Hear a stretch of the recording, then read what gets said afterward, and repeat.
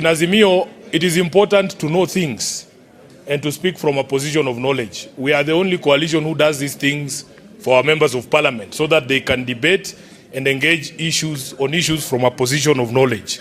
You will not hear a member of Azimio saying they voted for something they didn't read.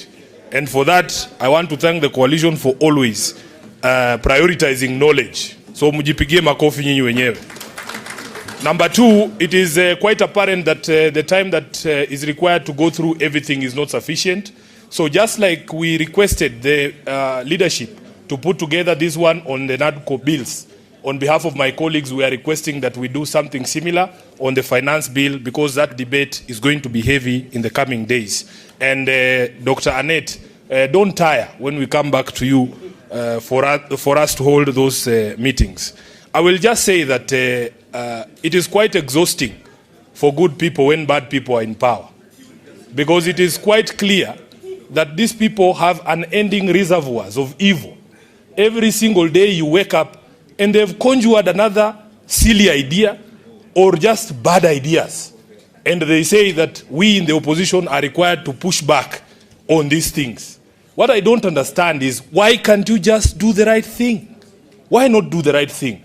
Although they say that the price of democracy is a ton of vigilance, these ones are overworking us by every single day waking up with damn ideas, with very diabolic ideas. If you sleep and dream, your only dreams are how to make life even more difficult for Kenyans. Which other areas can you impart some pain on Kenyans until you get to the place where you are thinking of imposing taxation on bread and on motor vehicles which are overtaxed in the first place? I think these people, we must give it to them. They really have depth when it comes to ways of hurting Kenyans. I will say two things and sit down.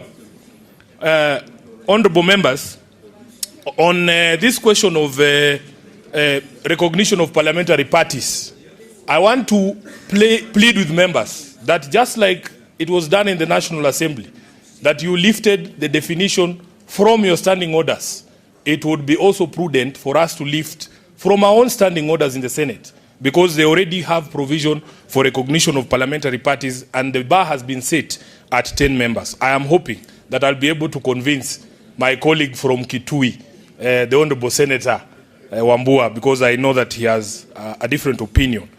Honorable members, lastly, on the political parties funding, I want to say, as SG of ODM, that I am aware that, in fact, the last time we had a PG, Honorable Kalonzo Musyoka, if you remember, the Honorable Mulu, I think he's called, Makali Mulu, gave a briefing, and he had told us that at that particular point there was a proposal to return the 1.4 billion shillings for political party funding that had been in the previous budget.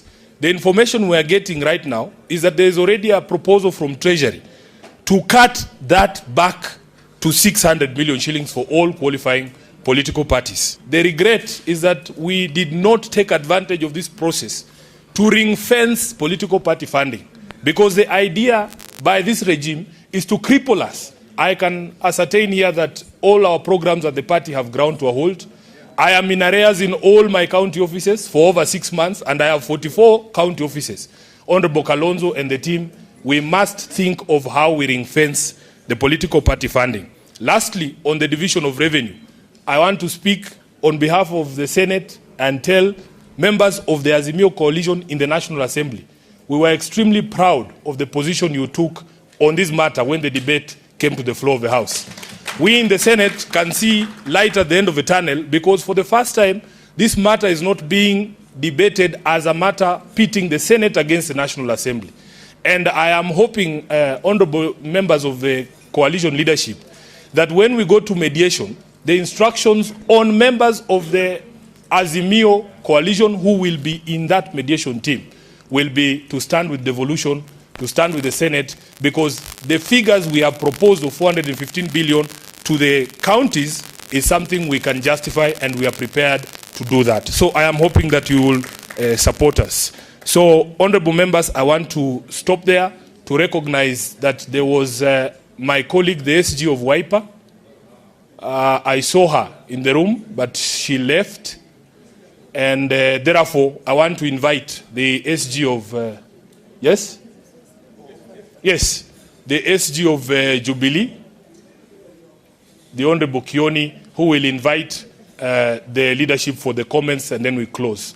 And on behalf of the leadership of Nairobi, I want to invite all of you to Mathare so that we can distribute the food that you have put together very generously for the people affected by the floods across the country. I thank you and God bless you.